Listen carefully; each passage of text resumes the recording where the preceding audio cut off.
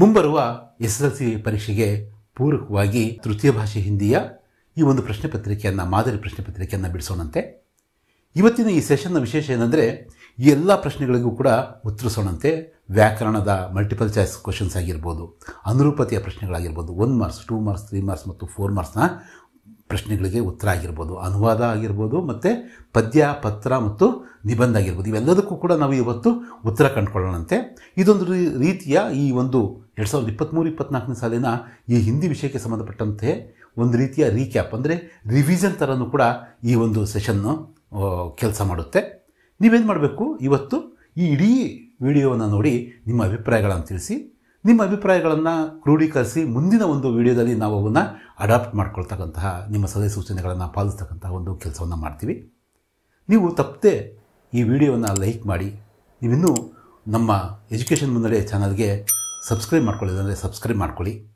ಇಂಥ ವಿವಿಧ ವಿಷಯಗಳ ಪ್ರಶ್ನೆ ಪತ್ರಿಕೆಗಳು, ಮಾಡಲ್ ಪ್ರಶ್ನೆ ಪತ್ರಿಕೆಗಳು, ಕೀ ಆನ್ಸರ್ಸು ಎಲ್ಲದರ ಕಡೆ ನಾವು ಎಲ್ಲದರ ಬಗ್ಗೆ ಚರ್ಚೆ ಮಾಡ್ತಕ್ಕಂಥ ಒಂದು ಕೆಲಸವನ್ನು ಮಾಡೋಣಂತೆ. ಇವತ್ತು ನಾವು ತಡ ಮಾಡದೆ ಏನು ಮಾಡೋಣ, ಈ ಒಂದು ಮಾಡಲ್ ಪ್ರಶ್ನೆ ಪತ್ರಿಕೆಯನ್ನು ಬಿಡಿಸುವ ಒಂದು ಕೆಲಸವನ್ನು ಮಾಡೋಣಂತೆ. ವಿತ್ ಆನ್ಸರ್ ಅಂತ ಇಲ್ಲಿ ಕೊಡಲಾಗಿದೆ. ಇಲ್ಲಿ ಟೈಮ್ ಕೊಟ್ಟಿದ್ದಾರೆ 2:45 ಗಂಟೆ ಅಂತ, ಮತ್ತು ಇಲ್ಲಿ ಅಂಕಗಳು 80. ಏನಿದೆ, निम्नलिखित प्रश्नों के लिए 4 विकल्प सुझाए गए हैं.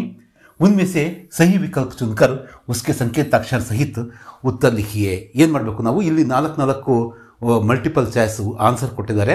ನಾವು ಆ ಆನ್ಸರ್ಗಳಲ್ಲಿ ಅತ್ಯಂತ ಸರಿಯಾದಂತಹ ಒಂದು ಉತ್ತರವನ್ನು ಆರಿಸ್ಬಿಟ್ಟು, ಬರೀ ಆರಿಸ್ತಕ್ಕಂಥದ್ದಷ್ಟೇ ಅಲ್ಲ, ಅದರ ಸಂಕೇತಾಕ್ಷರ ಅಂದರೆ ಸಿ ಅಂತ ಇದೆಯಲ್ಲ, ಆ ಸಂಕೇತಾಕ್ಷರ ಸಮೇತವಾಗಿ ನಾವೇನು ಮಾಡಬೇಕು, ಉತ್ತರವನ್ನು ಬರೆಯುವ ಒಂದು ಪ್ರಯತ್ನ ಮಾಡಬೇಕು. ಮೊದಲ ಒಂದು ವ್ಯಾಕರಣಕ್ಕೆ ಸಂಬಂಧಪಟ್ಟಂತಹ ಒಂದು ಪ್ರಶ್ನೆ, ವಿಶ್ವಾಸ್ ಶಬ್ದಕ ವಿಲೋಮ್ ರೂಪ ಹೈ. ವಿಶ್ವಾಸ್ ನಿಮ್ಗೆ ಗೊತ್ತಿದೆ, ಅದರ ಆಪೋಸಿಟ್ ವರ್ಡ್ ಏನು, ವಿಲೋಮ್ ರೂಪ ಅಂದರೆ ಅವಿಶ್ವಾಸ. ಸಿ ಅವಿಶ್ವಾಸ ಉತ್ತರ. श्रीमान शब्द का स्त्रीलिंग रूप है. श्रीमान शब्द का स्त्रीलिंग रूप यहां क्या दिया है, यहां श्रीमती. श्रीमती इसका उत्तर है. ಮೂರನೇ ಒಂದು ಪ್ರಶ್ನೆ ನೋಡೋಣಂತೆ. ನಿಮ್ನಲಿಖಿತ में से ಬಹುವಚನ ಶಬ್ದ है. ಇಲ್ಲಿ ಏಕವಚನ ಮತ್ತು ಬಹುವಚನಕ್ಕೆ ಸಂಬಂಧಪಟ್ಟಂತಹ ಪ್ರಶ್ನೆ ಇದು.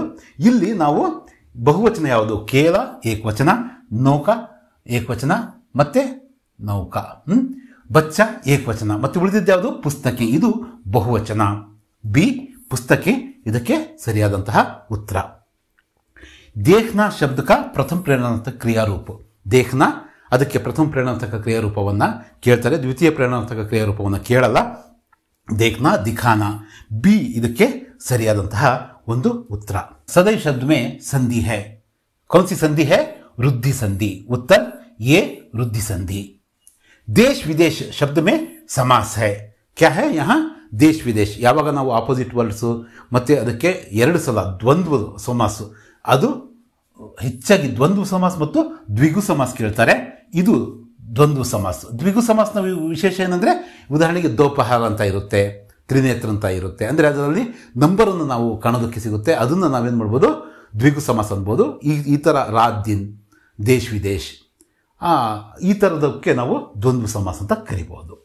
ಹಾಗೆಯೇ ಇಂಟರ್ನೆಟ್ ಕಾ ಮತ್ಲಬ್ ಕ್ಯಾ ಹೈ, ವಾಕ್ಯ ಮೇ ಪ್ರಯುಕ್ತ ವಿರಾಮ ಚಿಹ್ನೆ. ಇಲ್ಲಿ ಈ ಒಂದು ವಿರಾಮ ಚಿಹ್ನೆ ಇದೆ, ಯಾವುದಿದು, ಪ್ರಶ್ನವಾಚಕ. ಇದನ್ನು ನಾವೇನು ಮಾಡಬೇಕು, ಉತ್ತರ ಅಂತ ಹೇಳ್ಬಿಟ್ಟು ನಾವು ಬರೀಬೇಕು. बिचेंद्र का जन्म एक साधारण परिवार में हुआ था. ಇಲ್ಲಿ रिक्त स्थान में सही कारक, कारक ಬರೀಬೇಕು. ಮೋಸ್ಟ್ಲಿ ಕಾ, ಕಿ, ಕೆ, ಕೋ ಇವನ್ನೇ ಕೇಳ್ತಾರೆ, ಸೇ ಇವನ್ ಕೇಳ್ತಾರೆ. ಸೊ ಇದರ ಉತ್ತರ ಎ ಕಾ. ಕಾ ಅಂತಕ್ಕಂಥದ್ದು, ಇಲ್ಲಿ ಕಾ ಅಂತಕ್ಕಂಥದ್ದು ಬರಬೇಕು. ಇದು ನಿಮ್ಮ ಈ 4 ಆಪ್ಷನ್ಸ್ ಇರ್ತಕ್ಕಂತಹ 8 ಅಂಕದ MCQ ಪ್ರಶ್ನೆಗಳು. ಈಗ ನಾವು ನೆಕ್ಸ್ಟ್ ಅನುರೂಪತೆಯ ಪ್ರಶ್ನೆಗಳನ್ನು ನೋಡೋಣಂತೆ. ಅನುರೂಪತೆಯ ಪ್ರಶ್ನೆಗಳು ತುಂಬ ಈಸಿಯಾಗಿ, ಇಲ್ಲಿ ನಾವು ಮಾರ್ಕ್ಸ್ನ ಜಾಸ್ತಿ ನಾವು ಪಡ್ಕೊಳ್ತಕ್ಕಂಥದ್ದೇ ಈ MCQ ಮತ್ತು ವ್ಯಾಕರಣಕ್ಕೆ ಸಂಬಂಧಪಟ್ಟಂತಹ ಪ್ರಶ್ನೆಗಳು ಮತ್ತು ಈ ಒಂದು ಅನುರೂಪತೆಯ ಪ್ರಶ್ನೆಗಳು. ಇವನ್ನ ನೀವು ಯಾವ ಕಾರಣಕ್ಕೂ ಕೂಡ ಬಿಟ್ಟು ಬರಬಾರ್ದು. ಇದು ಕಂಪಲ್ಸರಿ ನೀವು ಇವನ್ನ ಅಟೆಂಡ್ ಮಾಡೇಬೇಕು. ಯಾಕಂದರೆ first impression is the best impression ಅಂತೇಳಿ ನಿಮ್ಮ ಇವ್ಯಾಲ್ಯುವೇಟರ್ಗೆ ಇಲ್ಲಿ ನೀವು ಯಾವಾಗ ಮಾರ್ಕ್ಸ್ಗಳನ್ನು ಹೆಚ್ಚಿನದಾಗಿ ತಗೊಳ್ತೀರೋ ಆಗ ಏನಾಗುತ್ತೆ, ಅವರಿಗೆ ನಿಮ್ಮ ಬಗ್ಗೆ ಅವರಿಗೆ ಒಂದು ಒಳ್ಳೆಯ ಇಂಪ್ರೆಷನ್ ಬೀಳುತ್ತೆ. ಇಡೀ ಒಂದು 80 ಮಾರ್ಕ್ಸಿನ ಆ ಒಂದು ಆನ್ಸರ್ ಶೀಟು ಅವರು ಇವ್ಯಾಲ್ಯುಯೇಟ್ ಮಾಡಬೇಕಾದ್ರೆ ಇದರ ಪ್ರಭಾವ ಅವ್ರ ಮೇಲೆ ಪರೋಕ್ಷವಾಗಿ ಇರುತ್ತೆ.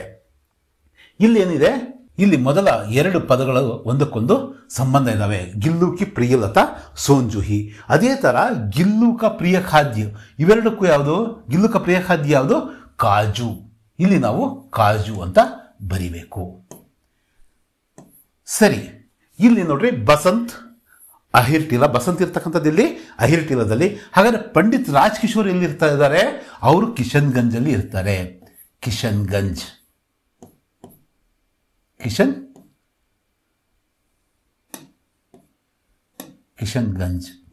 ಕಿಶನ್ಗಂಜ್ ಎಂಬಲ್ಲಿ ಅವರು ಇರ್ತಾರೆ.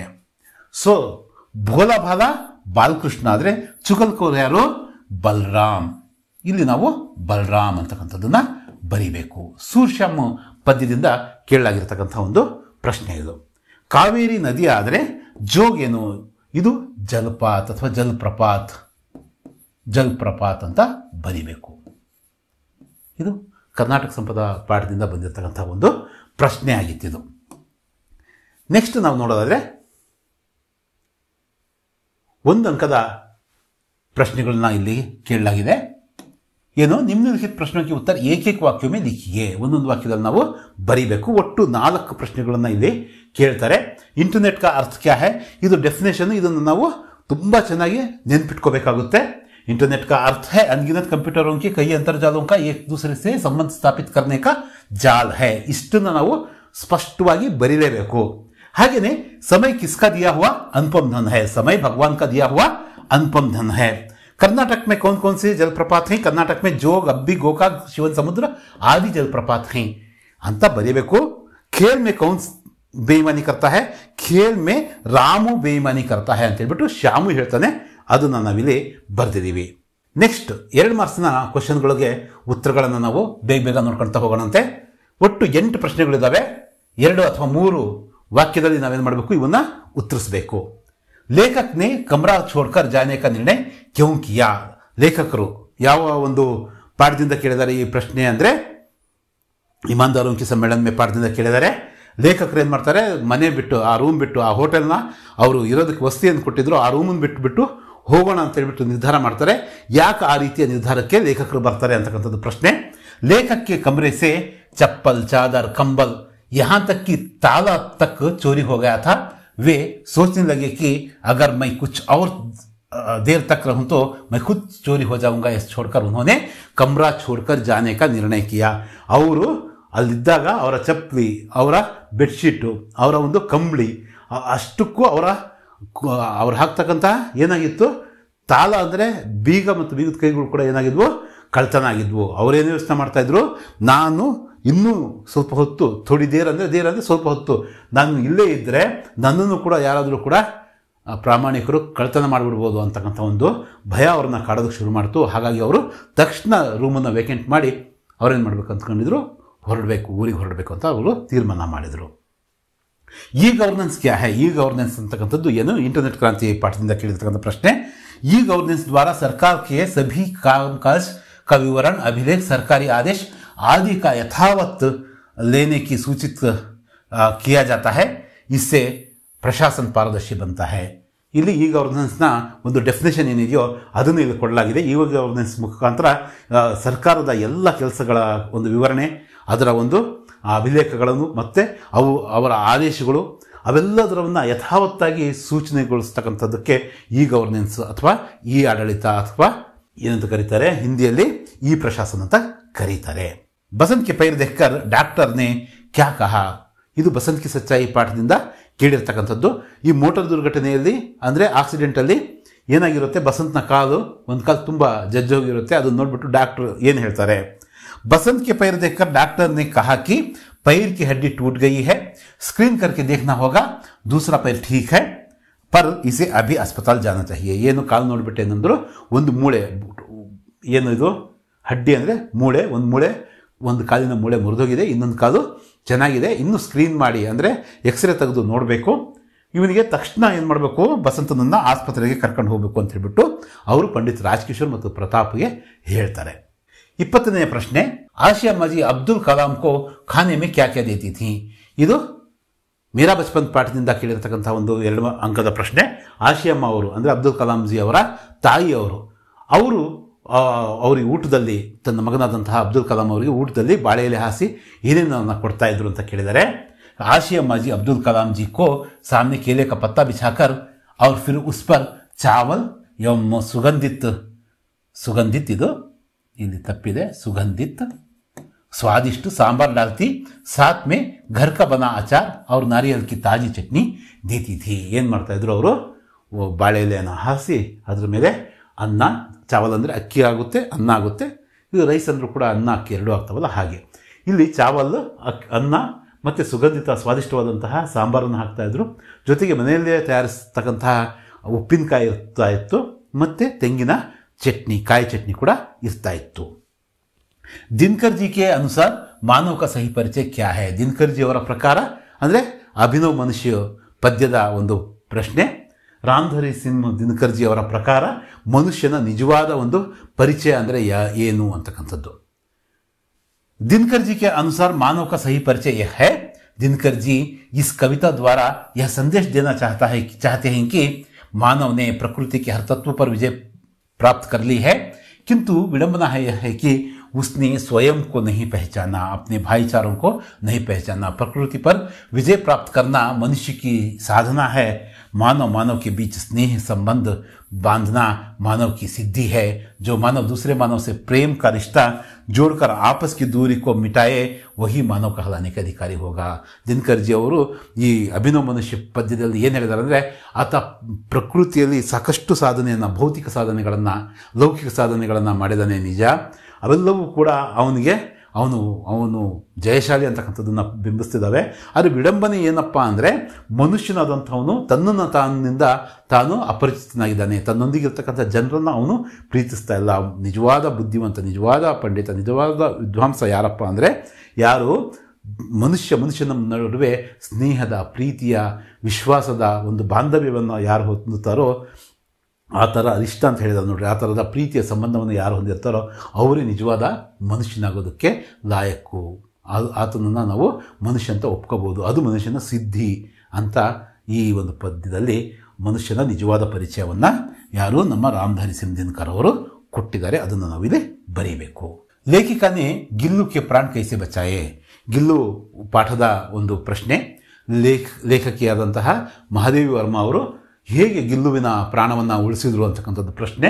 ಏನಿಗೆ ಲೇಖಿಕ ಗಿಲ್ಲುಕೋ ಹೋಲೆಸಿ ಉಠಾಕರ್ ಅಪ್ನೆ ಕಮ್ರೆ ಮೇಲೆ ಆಗಿ, ಏನು ಎರಡು ಕಾಗೆಗಳು ಅದನ್ನು ಕುಕ್ಕಿ ಅದರಲ್ಲಿ ತಮ್ಮ ಸುಲಭ ಆಹಾರವನ್ನು ನಾವು ಹುಡುಕೊಳ್ತಾ ಇದ್ವು. ಆ ಸಂದರ್ಭದಲ್ಲಿ ಅವ್ರನ್ನ ಅಲ್ಲಿಂದ ಓಡಿಸಿ ಆಕೆ ಏನು ಮಾಡ್ತಾಳೆ, ನಿಧಾನಕ್ಕೆ ಹೋಲೆಸಿ ಅಂದರೆ ನಿಧಾನವಾಗಿ ಆ ಒಂದು ಗಿಲ್ಲುವಿನ ಆ ಮರಿಯನ್ನು, ಅಂದರೆ ಅಳಿಲಿನ ಆ ಮರಿಯನ್ನು ತಗೊಂಡು ರೂಮಿಗೆ ತರ್ತಾರೆ. ಕಮರಾ ಅಂದರೆ ರೂಮು. ಫಿರ್ रुई से रक्त पोंछकर घावों पर पेंसिलिन का मरहम लगाया. कई घंटे तक के उपचार उपरांत उन्हें मुंह में एक बूंद पानी टपकाया जा सका. ಅಂದರೆ ಎಷ್ಟೋ ಹೊತ್ತು ಆದಮೇಲೆ ಅದನ್ನು ನೀರು ಕುಡಿಸಿದ್ರು. ಅದಕ್ಕಿಂತ ಮುಂಚೆ ಅವ್ರು ಏನು ಮಾಡ್ತಾರೆ, ಆ ರಕ್ತವನ್ನೆಲ್ಲ ಆ ಕಾಟನಿಂದ, ಆ ಹತ್ತಿಯಿಂದ ಕ್ಲೀನ್ ಮಾಡಿ ಪೆನ್ಸಿಲಿನ ಒಂದು ಔಷಧಿಯನ್ನು ಹಚ್ತಾರೆ. तीसरे दिन तक वह थोड़ा चल पाने की कोशिश कर रहा था. इस तरह ಲೇಖಿಕಾ ने ಗಿಲ್ಲು के ಪ್ರಾಣ ಬಚಾಯೆ. 3ನೇ ದಿನ ಆಗ್ತಾರೆ ಈ ಒಂದು ಘಟನೆ ನಡೆದು 3 ದಿನದ ನಂತರ ಲೇಖಕಿಯವರು ಎಷ್ಟು ಚೆನ್ನಾಗಿ ಅದನ್ನು ನೋಡ್ಕೊಂಡಿದ್ರು ಅಂದರೆ, ಅದು ಪಿಡಿ ಕಂಡುಬಿಡ್ತಾ ಇತ್ತು. ನಡೆಯೋದಕ್ಕೆ ಒಂದು ಪ್ರಯತ್ನವನ್ನು ಕೂಡ ಮಾಡ್ತಾ ಇತ್ತು ಆ ಅಳಿಲಿನ ಮರಿ.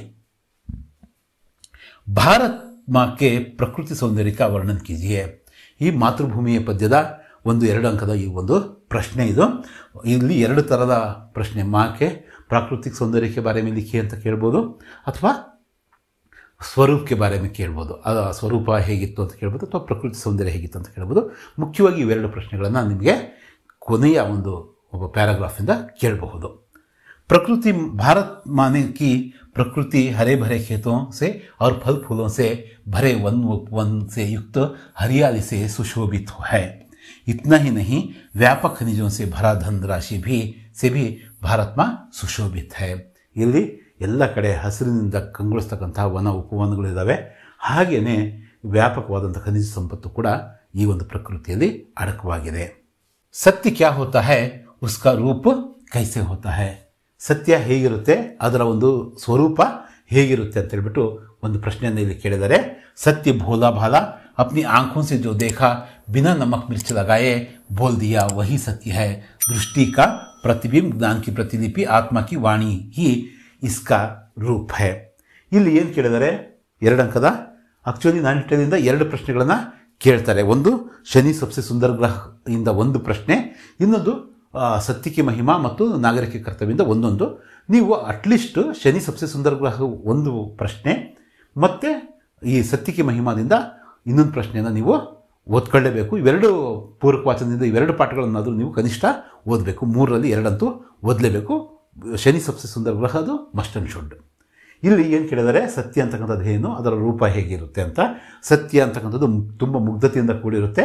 ಅದು ಏನು ನೋಡುತ್ತೋ ಅದನ್ನೇ ಯಾವುದೇ ಒಂದು ಮಸಾಲೆ ಇಲ್ಲದೆ ಅದು ಏನು ಹೇಳುತ್ತೆ ಅದನ್ನೇ ಸತ್ಯ ಅಂತ ನಾವು ಕರಿತೀವಿ.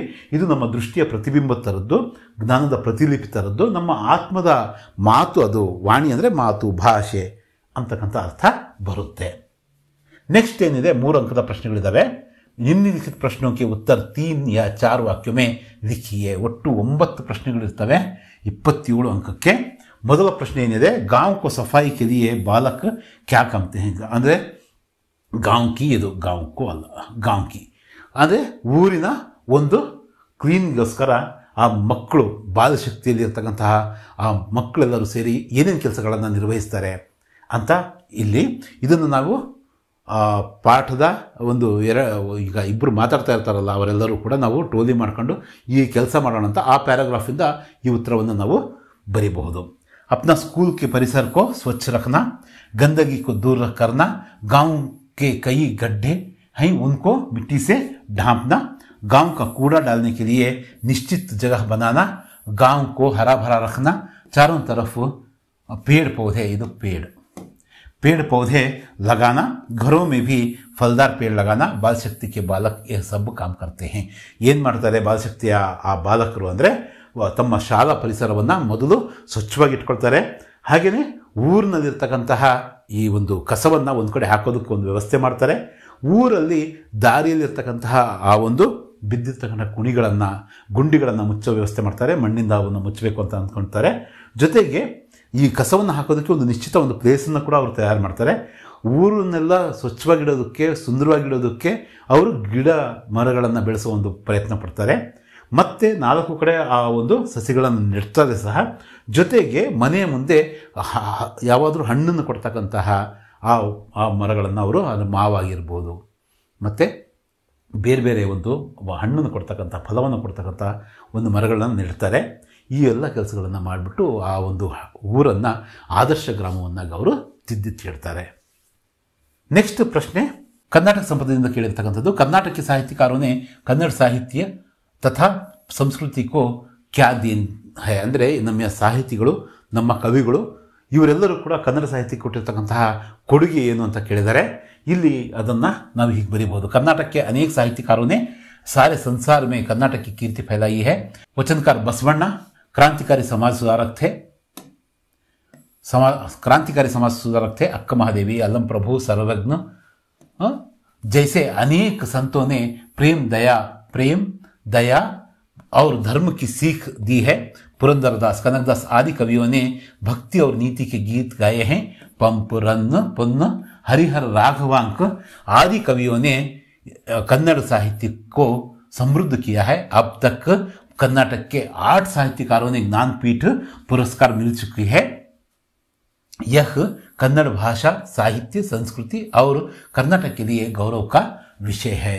ಇಲ್ಲಿ ನಮ್ಮ ಕನ್ನಡದ ಸಾಹಿತ್ಯಕಾರರು ಕರ್ನಾಟಕದ ಕೀರ್ತಿಯನ್ನು ಇಡೀ ಜಗತ್ತಿಗೆ ಪಸರಿಸೋ ಥರ ಒಂದು ಕೆಲಸವನ್ನು ಮಾಡಿದ್ದಾರೆ. ವಚನಕಾರರಾದಂಥ ಬಸವಣ್ಣ ಅವರು ಕ್ರಾಂತಿಕಾರಕವಾದಂತಹ ಸಮಾಜ ಸುಧಾರಕರಾಗಿದ್ದರು. ಅಕ್ಕ ಮಹಾದೇವಿಯವರು, ಸರ್ವಜ್ಞವರು ಮತ್ತು ಅಲ್ಲಮಪ್ರಭು ಇವರೆಲ್ಲರೂ ಕೂಡ ಪ್ರೀತಿ, ದಯೆ, ಕರುಣೆ, ಧರ್ಮ ಇದಕ್ಕೆ ಸಂಬಂಧಪಟ್ಟಂತಹ ವಚನಗಳನ್ನು ರಚನೆ ಮಾಡಿಬಿಟ್ಟು ನಮ್ಮ ಜನರಲ್ಲಿ ಆ ಒಂದು ಗುಣಗಳನ್ನು ಬಡಿದೆಬ್ಬಿಸುವ ಒಂದು ಕೆಲಸವನ್ನು ಮಾಡಿದ್ದಾರೆ. ಪುರಂದರದಾಸರು, ಕನಕದಾಸರು ಇವರು ಭಕ್ತಿ ಮತ್ತು ನೀತಿ, ಸದಾಚಾರದ ಗೀತೆಗಳನ್ನು ಹಾಡಿದ್ದಾರೆ. ಪಂಪ, ರನ್ನ, ಪೊನ್ನ, ಈ ಹರಿಹರ, ರಾಘವಾಂಕ ಇಂತಹ ಆದಿ ಕವಿಗಳು ಏನು ಮಾಡಿದ್ದಾರೆ, ನಮ್ಮ ಕನ್ನಡ ಸಾಹಿತ್ಯವನ್ನು ಸಮೃದ್ಧಿಗೊಳಿಸುವಂಥ ಕೆಲಸವನ್ನು ಮಾಡಿದ್ದಾರೆ. ಇಲ್ಲಿಯವರೆಗೂ ನಮಗೆ ಕನ್ನಡ ಭಾಷೆ ಅಥವಾ ಕರ್ನಾಟಕದ ಒಟ್ಟು 8 ಸಾಹಿತಿಗಳಿಗೆ ಜ್ಞಾನಪೀಠ ಪ್ರಶಸ್ತಿ ಸಿಕ್ಕಿದೆ. ಕುವೆಂಪು ಅವರಿಂದ ಹಿಡಿದು ನಮ್ಮ ಚಂದ್ರಶೇಖರ್ ಕಂಬಾರ್ ಅವರು ವರೆಗೂ ಕೂಡ ಇವರೆಲ್ಲರೂ ಕೂಡ ಇದೆಲ್ಲವೂ ಕೂಡ ಕನ್ನಡ ಭಾಷೆ, ಸಾಹಿತ್ಯ ಮತ್ತು ಸಂಸ್ಕೃತಿಗೆ ಮತ್ತು ನಾಡಿನ ಎಲ್ಲರಿಗೂ ಕೂಡ ಒಂದು ಗೌರವದ ವಿಷಯ ಆಗಿದೆ. ಕೃಷ್ಣ ಅಪ್ನಿ ಮಾತಾ ಯಶೋದಾಕ್ಕೆ ಪ್ರತಿ ಕ್ಯೂ ನಾರಾಜ್ ಹೈ. ಪ್ರಶ್ನೆ ಏನಪ್ಪ ಅಂದರೆ, ಸೂರ್ಶ್ಯಾಮಿಂದ ಕೃಷ್ಣ ಯಾಕೆ, ಬಾಲಕೃಷ್ಣ ತನ್ನ ತಾಯಿ ಯಶೋದೆ ಬಗ್ಗೆ ತುಂಬ ಸಿಟ್ಟಿನಿಂದ ಇರತಕ್ಕಂಥದ್ದು ಯಾಕೆ ಅಂತಕ್ಕಂಥದ್ದನ್ನು ನಾವಿಲ್ಲಿ ಬರಿಬೇಕು. ಕೃಷ್ಣ ಅಪ್ನಿ ಮಾತಾ ಯಶೋदा के प्रति इसलिए नाराज है कि बलराम को वह कभी नहीं डांटती है ना मारती है, बल्कि कृष्ण को ही कभी कभी डांट खाना पड़ता है, इसलिए कृष्ण अपनी माता यशोदा से नाराज है. ಇಲ್ಲಿ ಕೃಷ್ಣನ ದೃಷ್ಟಿಯಲ್ಲಿ ಯಶೋದೆ ಯಾವತ್ತೂ ಕೂಡ ಬಲರಾಮನಿಗೆ ಸಿಟ್ಟಾಗೋದಾಗಲಿ ಬೈಯೋದಾಗಲಿ ಮಾಡೋಲ್ಲ. ಯಾವಾಗಾದರೂ ಕೂಡ ಒಂದೊಂದು ಸಲ ಕೃಷ್ಣನಿಗೆ ಆಕೆ ಗದರಿಸ್ತಕ್ಕಂಥದ್ದು, ಬೆಣ್ಣೆ ಕದ್ದೆ ಹೇಳ್ಬಿಟ್ಟು ಆ ಒಂದು ಬೆದರಿಸ್ತಕ್ಕಂಥದ್ದು, ಹೆದರಿಸ್ತಕ್ಕಂಥದ್ದು ನಡೆಯುತ್ತೆ. ಕೃಷ್ಣ ಇದೇ ಒಂದು ವಿಷಯಕ್ಕೆ ಇಷ್ಟೊಂದು ತೊಂದರೆ ಕೊಡ್ತಕ್ಕಂಥ ತನಗೆ ಯಾರು ಬಲರಾಮನಿಗೆ ನೀನು ಒಂದ್ಸಲೂ ಕೂಡ ಸಿಟ್ಟಾಗಲ್ಲ ಅಮ್ಮ ಅಂತ ಹೇಳ್ಬಿಟ್ಟು ಆತ ತನ್ನ ತಾಯಿಯ ಬಗ್ಗೆ ಮುನ್ಸ್ಕೊಂಡಿರ್ತಕ್ಕಂಥದ್ದು ಆ ಕಾರಣ. ದಕ್ಷಿಣಿ ಶಿಖರ್ ಪರ್ ಚढ़ते समय बिचेंद्र के अनुभव के बारे में लिखिए. ಅಂದರೆ ದಕ್ಷಿಣದ ಆ ಒಂದು ಶಿಖರವನ್ನು ಏರಬೇಕಾದ್ರೆ ಮಹಿಳಾಕಿ ಸಾಹಸಗಾಥಾ ಪಾಠದ ಈ ಒಂದು ಪ್ರಶ್ನೆ, ಬಿಚೇಂದ್ರ ಪಾಲ್ ಅವರು ಅವರ ಅನುಭವಗಳು ಏನು, ಆ ತಂಡಕ್ಕಾದಂತಹ ಅನುಭವಗಳೇನು ಅಂತಕ್ಕಂಥದ್ದು. दक्षिणी शिखर के ऊपर हवा की गति बढ़ गई थी. उस ऊंचाई पर तेज हवा के झोंके भुरभुरे बर्फ के कणों को चारों तरफ उड़ा रहे थे, जिससे कुछ दिखाई नहीं दे रहा था. उन्होंने देखा कि थोड़ी दूर तक कोई ऊंची चढ़ाई नहीं है, ढलान एकदम सीधी नीचे चली गई है. उनकी सांसें एकदम रुक गई थी. उन्हें लग रहा था कि सफलता बहुत नजदीक है. 23 मई 1984 के दिन दोपहर 1:07 पर वे एवरेस्ट की चोटी पर खड़े थे ಅಥವಾ ಖಡಿ ಥಿ.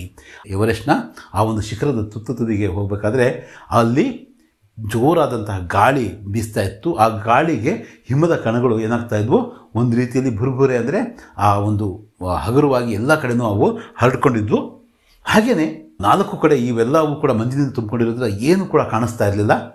ಮತ್ತು ಅವ್ರಿಗೇನು ಅನ್ನಿಸ್ತಪ್ಪ ಅಂದರೆ, ನಾವಿನ್ನೂ ಹತ್ತೋದು ಏನೂ ಇಲ್ಲ, ಇನ್ನೂ ಏನೂ ಉಳಿದಿಲ್ಲ, ಹತ್ತೋದಕ್ಕೆ ಆ ಶಿಖರಗಳು ಯಾವುವು ಇಲ್ಲ ಅಂತಕ್ಕಂಥದ್ದು ಗೊತ್ತಾಯಿತು. ಮತ್ತು ಮುಂದಿದ್ದೇನೋ ಪ್ರಪಾತಗಳು ಮಾತ್ರ ಇದ್ವು. ಢಲಾನ್ ಅಂದರೆ ತುಂಬ ಇಳಿಜಾರಂಥ ಪ್ರದೇಶ ಮಾತ್ರ ಅಲ್ಲಿದ್ದಿದ್ದು. ಅವರಿಗೆ ಒಂದು ರೀತಿಯಲ್ಲಿ ತಾವು ಸಾಧನೆ ಮಾಡೋದಕ್ಕಿಂತ ಮುಂಚೆ ಆ ಒಂದು ಶ್ವಾಸ ಒಂದು ಕ್ಷಣಕ್ಕೆ ಏನಾಗುತ್ತೆ, ಉಸಿರು ನಿಂತಂಗಾಗುತ್ತೆ. ಅವ್ರಿಗನ್ಸುತ್ತೆ ನಾವು ಸಫಲತೆಗೆ ಭಾಳ ಹತ್ತಿರದಲ್ಲಿ ಬಂದು ತಲುಪಿದ್ದೀವಿ ಅಂತ. ಹಾಗೆ ಅವರು ತಲುಪ್ತಾರೆ. ಯಾವಾಗ ಮೇ 23, 1984 ಮಧ್ಯಾಹ್ನ 1:07 ಸರಿಯಾಗಿ ಅವರು ಎವರೆಸ್ಟ್ನ ತುದಿಯನ್ನು ಮುಟ್ಟಿ ಈ ಒಂದು ದಾಖಲೆಯನ್ನು ಬರೀತಾರೆ. ಭಾರತದ ಪ್ರಥಮ ಮಹಿಳೆ ಎವರೆಸ್ಟ್ನ ಏರಿದ ಅಂತಕ್ಕಂಥ ದಾಖಲೆಯನ್ನು ಬಿಚೇಂದ್ರ ಪಾಲ್ ಅವರು ಬರೀತಾರೆ. ಅದನ್ನು ನಾವಿಲ್ಲಿ ಬರೆದಿದ್ದೀವಿ. ಮುಂದಿನ ಪ್ರಶ್ನೆಯನ್ನು ನಾವು ನೋಡೋದಾದರೆ 29ನೇ ಪ್ರಶ್ನೆ, ವಿಡಿಯೋ ಕಾನ್ಫರೆನ್ಸ್ಗೆ ಬಾರೆ ಮೇ ಲಿಖಿಯೇ. ಇದು ಕೂಡ ಒಂದು ಸೆಕೆಂಡು ಯಾವುದು ಇಂಟರ್ನೆಟ್ ಕ್ರಾಂತಿ ಪಾಠದ ಪ್ರಶ್ನೆ. एक जगह बैठकर दुनिया की कई देशों के प्रतिनिधियों के साथ 8-10 दूरदर्शन के पर्दे पर चर्चा कर सकते हैं. एक ही कमरे में बैठकर विभिन्न देशों के रहने वाले लोगों के साथ विचार विनिमय किया जा सकता है. ಇಲ್ಲಿ ಏನನ್ನು ಕೊಟ್ಟಿದ್ದಾರೆ ಅಂದರೆ, ಒಂದೇ ಕಡೆ ನಾವು ಕೂತ್ಕೊಂಡು ವಿವಿಧ ದೇಶಗಳ ಪ್ರತಿನಿಧಿಗಳ ಜೊತೆಗೆ 8-10 ದೂರದರ್ಶನದ ಅಥವಾ ಟಿ ವಿ ಪರದೆಗಳ ಮೇಲೆ ನಾವೇನು ಮಾಡ್ಬೋದು, ಇಂಟ್ರ್ಯಾಕ್ಟ್ ಮಾಡ್ಬೋದು, ಚರ್ಚೆ ಮಾಡ್ಬೋದು. ಹಾಗೆಯೇ ಒಂದು ರೂಮಲ್ಲಿ ಕೂತ್ಕೊಂಡು, ಕಮರೆ ಮೇಲೆ ಬೇಟ್ಕರ್ ಅಂದರೆ ಒಂದು ರೂಮಲ್ಲಿ ಕೂತ್ಕೊಂಡು ಬೇರೆ ಬೇರೆ ದೇಶದ ಡೆಲಿಗೇಟ್ಸ್ ಹತ್ರ, ಅವರ ಮುಖ್ಯಸ್ಥರ ಹತ್ರ ಒಟ್ಟು ಕೂತ್ಕೊಂಡು ನಾವೇನು ಮಾಡ್ಬೋದು, ವಿಚಾರ ವಿನಿಮಯವನ್ನು ಕೂಡ ನಾವು ಮಾಡ್ಬೋದು ಅಂತ ಹೇಳ್ಬಿಟ್ಟು ಇಲ್ಲಿ ಕೊಟ್ಟಿದ್ದಾರೆ. ಹಾಗೆಯೇ ಸಮಯ ಕಾ ಸದುಪಯೋಗ ಕೈಸೆ ಕರ್ನಾ ಚಾಹಿಯೇ. ಇದು ಸಮಯ ಕಿ ಪಹಚಾನ್ ಪದ್ಯದಿಂದ ಕೇಳಿರ್ತಕ್ಕಂತಹ ಒಂದು ಬಹುಮುಖ್ಯವಾದಂಥ ಪ್ರಶ್ನೆ. आलस को छोड़कर बिना किसी बहाने किए जो काम करना है उसी समय में ही मन लगाकर करनी चाहिए, तभी तो समय का सदुपयोग होगा. समय के महत्व को समझकर हमें काम में लग जाना चाहिए. ನಾವೇನು ಮಾಡಬೇಕು, ಸಮಯದ ಮಹತ್ವವನ್ನು ಅರಿತು ಕೆಲಸದಲ್ಲಿ ನಾವು ತೊಡಗಿಸ್ಕೋಬೇಕು. ಯಾವುದೇ ಈ ಒಂದು ಆಲಸ್ಯ ಅಂತಕ್ಕಂಥದ್ದು, ಸೋಮಾರಿತನ ಅಂತಕ್ಕಂಥದ್ದು ಮಾಡಲೇಬಾರ್ದು. ಯಾವ ಒಂದು ನೆಪವನ್ನು ಕೂಡ, ಬಹಾನ ಅಂದರೆ ನೆವ ಹುಡ್ತಕ್ಕಂಥ ಕೆಲಸವನ್ನು ಮಾಡಬಾರ್ದು. ಮನಸ್ಸು ಕೊಟ್ಟು ಸಮಯದ ಅಂದರೆ ಯಾವ ಸಮಯದಲ್ಲಿ, ಈಗ ನಿಮಗೆ ಓದಬೇಕಾದಂಥ ಸಮಯ, ಈಗ ನಾವು ಓದಬೇಕು. ಬೇರೆ ವಿಷಯಗಳ ಬಗ್ಗೆ ನಾವು ಆಲೋಚನೆ ಮಾಡಬಾರ್ದು ಅಂತಕ್ಕಂಥ ಮಾತನ್ನು ಹೇಳಿ ಮತ್ತೆ ಸಮಯವನ್ನು ಸದುಪಯೋಗ ಮಾಡ್ಕೋಬೇಕು ಈ ರೀತಿ ಅಂತೇಳ್ಬಿಟ್ಟು ಈ ಪದ್ಯದಲ್ಲಿ ಕವಿಗಳು ಹೇಳ್ತಾ ಇದ್ದಾರೆ. ಅದನ್ನು ನಾವಿಲ್ಲಿ ಬರೆದಿದ್ದೀವಿ. नेक्स्ट प्रश्न सह इल्ली ईमानदारों के सम्मेलन में पाठದ ಪ್ರಶ್ನೆ मंत्री तथा कार्यकर्ताओं के बीच क्या चर्चा हुई ಅಂತ ಕೇಳಬೇಕಿದ್ದು. क्या चर्चा हुई ಅಂದರೆ ಯಾವ ಚರ್ಚೆ ನಡೆಯಿತು, ಅಲ್ಲಿರ್ತಕ್ಕಂತಹ ಸಚಿವರು ಯಾರು, ಆ ಕಾರ್ಯದರ್ಶಿಗಳು, ಸಮ್ಮೇಳನದ ಒಂದು ಆ ಸಂಘಟಿಸಿರ್ತಕ್ಕಂಥ ವ್ಯವಸ್ಥಾಪಕ ಸಂಘಟನೆಯ ಕಾರ್ಯದರ್ಶಿಗಳು ಮತ್ತು ಅಲ್ಲಿಯ ಕಾರ್ಯಕರ್ತರ ಮಧ್ಯದಲ್ಲಿ ನಡೆದಂತಹ ಮಾತುಕತೆಯನ್ನು ನಾವು ಬರಿಬೇಕು. तुम क्या करते हो, तुम्हारे रहते चोरियां हो रही हैं, यह ईमानदार सम्मेलन है, बाहर यह चोरी की बात फैल गई तो कितनी बदनामी होगी. ನೋಡ್ರಿ, ಇಲ್ಲಿ ಪ್ರಾಮಾಣಿಕರ ಒಂದು ಸಮ್ಮೇಳನ ನಡೀತಾ ಇದೆ. ಇಂಥ ಸಂದರ್ಭದಲ್ಲಿ ಬೇರೆ ಬೇರೆ ಡೆಲಿಗೇಟ್ಸ್ನ ಒಂದು ವಸ್ತುಗಳು ಕಳವಾಗ್ತಾ ಇದ್ದಾವೆ. ಇದು ಹೊರಗಡೆ ಗೊತ್ತಾದರೆ ಏನಾಗುತ್ತೆ, ಎಷ್ಟು ಒಂದು ನಮ್ಮ ಹೆಸರು ಕೆಡುತ್ತೆ. ಬದ್ನಾಮಿ ಅಂದರೆ ಹೆಸರು ಕೆಡ್ತಕ್ಕಂಥ ಎಷ್ಟು ಕೇಡು ನಮ್ಮ ಒಂದು ಈ ಒಂದು ಕಾರ್ಯಕ್ರಮಕ್ಕೆ ಅಥವಾ ಸಂಘಟನೆಗೆ ಅಂತ ಅವರು ಹೇಳ್ತಾರೆ. ಆಗ ಕಾರ್ಯಕರ್ತರು ಹೇಳ್ತಾರೆ, ಹಮ್ ಕ್ಯಾ ಕರೆ, ನಾವೇನು ಮಾಡೋದು, ಅಗರ್ सम्माननीय डेलीगेट यहाँ वहाँ जाएं तो हम उन्हें रोक सकते हैं. तो ಮಂತ್ರಿ ಏನು ಹೇಳ್ತಾರೆ, ಅವರು ಮೈ ಪೊಲೀಸ್ಕೋ ಬುಲಾಕರ್ यहाँ सबकी ತಲಾಶಿ करवाता हूँ. ಅವ್ರೇನು ಮಾಡ್ತಾರೆ, ನಾವೇನು ಮಾಡೋಣ, ಇಲ್ಲಿರ್ತಕ್ಕಂಥ ಹೋಟೆಲ್ ರೂಮ್ಗಳಲ್ಲಿ ಈ ಬಂದಿರತಕ್ಕಂತಹ ಅತಿಥಿಗಳೇ ಅಂದರೆ ಪ್ರಾಮಾಣಿಕರ ಸಮ್ಮೇಳನಕ್ಕೆ ಬಂದಿರತಕ್ಕಂಥವ್ರು ದೊಡ್ಡ ದೊಡ್ಡ ಪ್ರಾಮಾಣಿಕರು, ಅವರು ಆ ಕಡೆ ಈ ಕಡೆ ಓಡಾಡಿದರೆ ನಾವು ಅವ್ರನ್ನ ತಡೆಯೋಕ್ಕಾಗುತ್ತಾ ಸಾಮಾನ್ಯ ಕಾರ್ಯಕರ್ತರಾಗಿ ಅಂತ ಹೇಳಿದಾಗ ಇವರು ಸಿಟ್ಟಿನಿಂದ ಕಾರ್ಯದರ್ಶಿಗಳೇನು ಹೇಳ್ತಾರೆ, ನಾನು ಪೊಲೀಸನ್ನ ಕರೆಸಿ ಎಲ್ಲರ ಒಂದು ಚೆಕ್ ಮಾಡಿಸ್ತೀನಿ, ಎಲ್ಲರ ತಲಾಶೆ ಅಂದರೆ ಎಲ್ಲರನ್ನೂ ಕೂಡ ನಾನು ತನಿಖೆಗೊಳಪಡಿಸ್ತೀನಿ ಅಂತ ಹೇಳ್ತಾರೆ. ಆಮೇಲೆ ಲೇಖಕರು ಬಂದು ಅವ್ರನ್ನ ಸಮಾಧಾನ ಮಾಡ್ತಾರೆ, ಅದು ಬೇರೆ ವಿಷಯ. नेक्स्ट, दोहे का भावार्थ अपने शब्दों में लिखिए. तुलसी साथी विपत्ति के विद्या विनय विवेक साहस सुकृति सुसत्य व्रत राम भरोसे एक. ಇದು ತುಳಸಿಗೆ ದೋಹೆಯಿಂದ ಕೇಳಿರ್ತಕ್ಕಂತಹ ಒಂದು ದೋಹ. ಏನು ಮಾಡಬೇಕು, ನಾವು ಮೊದಲು ತುಳಸಿದಾಸರ ಹೆಸರನ್ನು ನಾವು ಬರಿಬೇಕು. तुलसीदास कह रहे हैं कि मनुष्य पर जब विपत्ति पड़ती है तब विद्या विनय विवेक साथ निभाते हैं. उसी प्रकार हमारी साहस प्रवृत्ति, सत्यनिष्ठता, सत्कर्म और एक राम पर विश्वास भी हमें विपत्ति के संदर्भ में काम आते हैं. ನಮ್ಮ ಈ ವಿದ್ಯೆ ವಿನಯ ವಿವೇಕ ಹಾಗೆಯೇ ನಮ್ಮಲ್ಲಿರ್ತಕ್ಕಂಥ ಸಾಹಸದ ಒಂದು ಗುಣ, ಹಾಗೆಯೇ ನಮ್ಮಲ್ಲಿರ್ತಕ್ಕಂತಹ ಸತ್ಕರ್ಮಗಳು, ಮತ್ತು ನಾವು ಸತ್ಯವ್ರತಗಳಾಗಿದ್ದರೆ ನಾವು ಸತ್ಯ ಹೇಳಿರ್ತಕ್ಕಂಥ ಆ ಮಾತು, ಇವೆಲ್ಲವೂ ಕೂಡ ನಮಗೆ ನಮ್ಮ ಮತ್ತೆ ಒಬ್ಬ ರಾಮನಲ್ಲಿ ನಮ್ಮ ವಿಶ್ವಾಸ, ಅಟಲವಾದಂಥ ವಿಶ್ವಾಸ, ಆ ನಂಬಿಕೆ, ಇವೆಲ್ಲವೂ ಕೂಡ ನಮಗೆ ವಿಪತ್ತಿನ ಸಂದರ್ಭದಲ್ಲಿ ನಮ್ಮ ಸಹಾಯಕ್ಕೆ ಬರ್ತವೆ ಅಂತಕ್ಕಂಥದ್ದು ಈ ಒಂದು ಪದ್ಯದ ಭಾವಾರ್ಥ. ಇದನ್ನು ಬರೆದಂಥವರು ಕವಿ ತುಳಸಿದಾಸರು. ಗದ್ಯಾಂಶ ಅನುವಾದ ಕನ್ನಡ ಯಾ ಅಂಗ್ರೇಜಿ में कीजिए, ಕನ್ನಡ ಅಥವಾ ಇಂಗ್ಲೀಷಲ್ಲಿ ಇದನ್ನು ಏನು ಮಾಡಬೇಕು, ಅನುವಾದ ಮಾಡಬೇಕು. दुकानदार ने तराजू उठाई और अपने नौकर से बोला, सुनो आधा सेर कश्मीरी सेब निकाल कर चुन कर लाना ಅಂತ. ಏನು ಅಂಗಡಿಯವನು ಏನು ಹೇಳ್ತಾನೆ, ತಕ್ಕಡೆಯನ್ನು ತಂದು ಹೇಳ್ದ, ನೋಡು ಇವರಿಗೆ ಅರ್ಧ ಸೇರು ಅಥವಾ ಅರ್ಧ kg ಕಾಶ್ಮೀರಿ ಸೇಬನ್ನು ತಂದ್ಕೊಂಬ, ಆರಿಸ್ಕೊಂಡು ಬಾ ಒಳ್ಳೆಯವನ ಅಂತ ನಾವು ಅಂದ್ಕೋಬೇಕು, ಅಥವಾ ಆರಿಸ್ಕೊಂಬರ್ಬೇಕು ಅಂತಕ್ಕಂಥದ್ದು ಅದು ಯಾವ ಕೋಡ್ ವರ್ಡೋ. ನೀವು ಕಾಶ್ಮೀರಿ ಸೇಬ್ ಪಾಠವನ್ನು ಓದಿದ್ರೆ ನಿಮ್ಗೆ ಅರ್ಥ ಆಗುತ್ತದು. ನೆಕ್ಸ್ಟ್ ಪ್ರಶ್ನೆ ಬಂದು, ನಿಮ್ನಲಿಖಿತ ಪ್ರಶ್ನೋं के उत्तर 5-6 ವಾಕ್ಯ में लिखिए. ಇಲ್ಲಿ 5-6 ವಾಕ್ಯದಲ್ಲಿ ಬರೀಬೇಕು. 4 ಅಂಕದ ಪ್ರಶ್ನೆಗಳಿವು. ಮತ್ತೆ ಮೊದಲ ಪ್ರಶ್ನೆ, ಬಸಂತ್ ಏಕ್ ईमानदार लड़का है कैसे समझाइए, ಅಥವಾ ಬಸಂತ್ ಭೀಕ್ नहीं मांगता उसके बारे में लिखिए.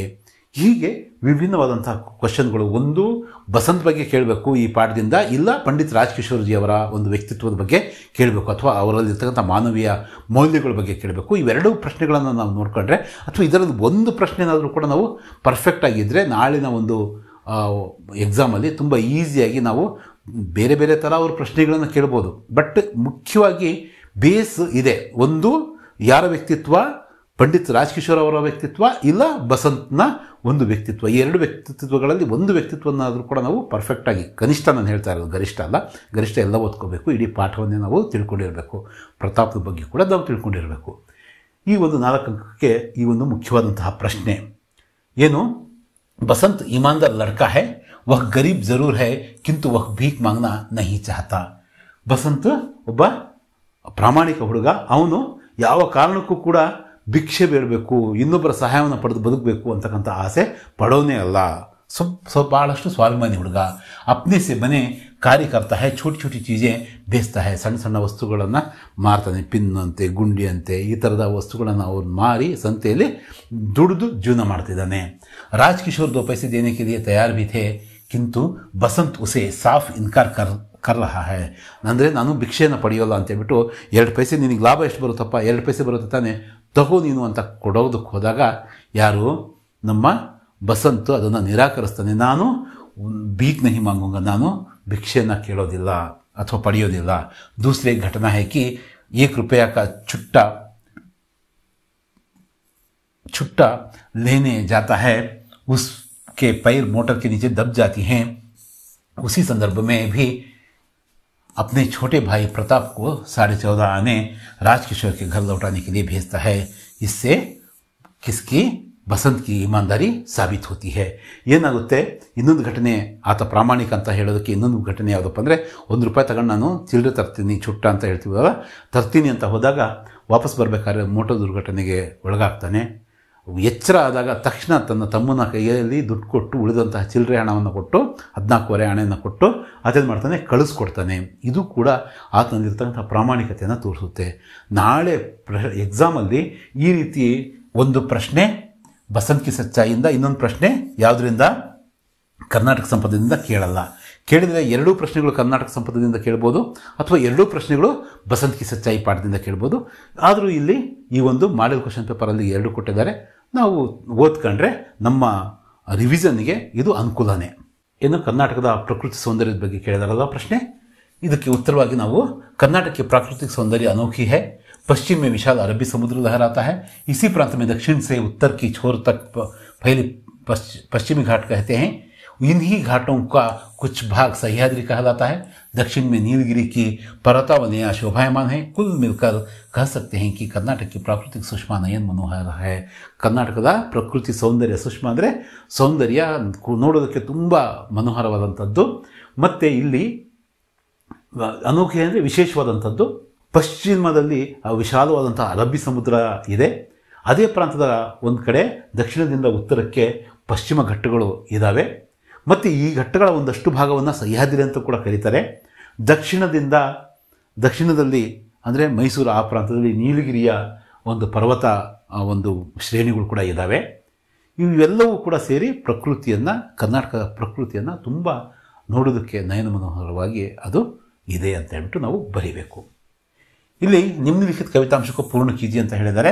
ನಿಮಗೆ ಗೊತ್ತಿದೆ, ಇದೇ ಪದ್ಯ ಕೇಳ್ತಾರೆ, ಇದು 4 ಮಾರ್ಕ್ಸು ಕಟ್ಟಿಟ್ಟ ಬುತ್ತಿ. ಇದು असफलता एक चुनौती है, इसे स्वीकार करो, क्या कमी रह गई देखो और सुधार करो, जब तक ना सफल हो नींद चैन को त्यागो तुम, संघर्ष का मैदान छोड़कर मत भागो तुम.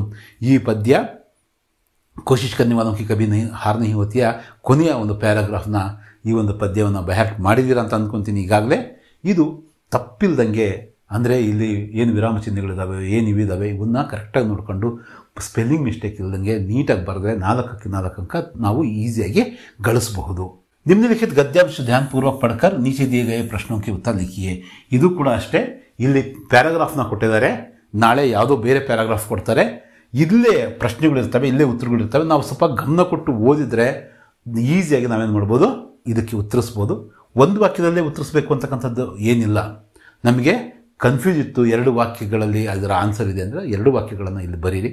ಸಾಧ್ಯವಾದಷ್ಟು ಅರ್ಥ ಮಾಡ್ಕೊಂಡು ಬರೆದ್ರೆ ಈಸಿಯಾಗಿ ನಾವು ಈ ಒಂದು ಅಂಕಗಳನ್ನು ನಾವು ಪಡ್ಕೋಬಹುದು ಈ ಪ್ಯಾರಾಗ್ರಾಫ್ನ ಈ ಪ್ರಶ್ನೆಗಳಲ್ಲಿ. ಹಾಗೆಯೇ ನಾವು ಕೊನೆಯ ಹಂತಕ್ಕೆ ಬಂದು ತಲುಪಿದ್ದೀವಿ. 4 ಅಂಕದ ಇನ್ನೊಂದು ಪ್ರಶ್ನೆ ಯಾವುದಪ್ಪ ಅಂದರೆ ನಿಬಂಧ. ಇಲ್ಲಿ ನಾವು 12ರಿಂದ 15 ವಾಕ್ಯಗಳಲ್ಲಿ ಒಂದು ಪ್ರಬಂಧವನ್ನು, ಎಸ್ಸೆ ರೈಟಿಂಗ್ ಅಂತೀವಲ್ಲ, ಅದನ್ನು ನಾವು ಬರಿಬೇಕು. ಇಲ್ಲಿ ನಾಗರಿಕ ಕರ್ತವ್ಯ ಅಂತೇಳ್ಬಿಟ್ಟು ನಮ್ಮ ಪಠ್ಯಪುಸ್ತಕದಲ್ಲಿ ಒಂದಷ್ಟು ಪ್ರಬಂಧಗಳನ್ನು ಕೊಟ್ಟಿದ್ದಾರೆ. ಅದರಲ್ಲಿ ಒಂದನ್ನಂತೂ ಕೇಳ್ತಾರೆ ಕಂಪಲ್ಸರಿ. ಇಲ್ಲಿ ಅವರೇ ಒಂದು ಈ ಹೆಡ್ಲೈನ್ಗಳನ್ನು ಕೊಟ್ಟಿರ್ತಾರೆ, ಸೈಡ್ ಹೆಡ್ಲೈನ್ಗಳನ್ನು.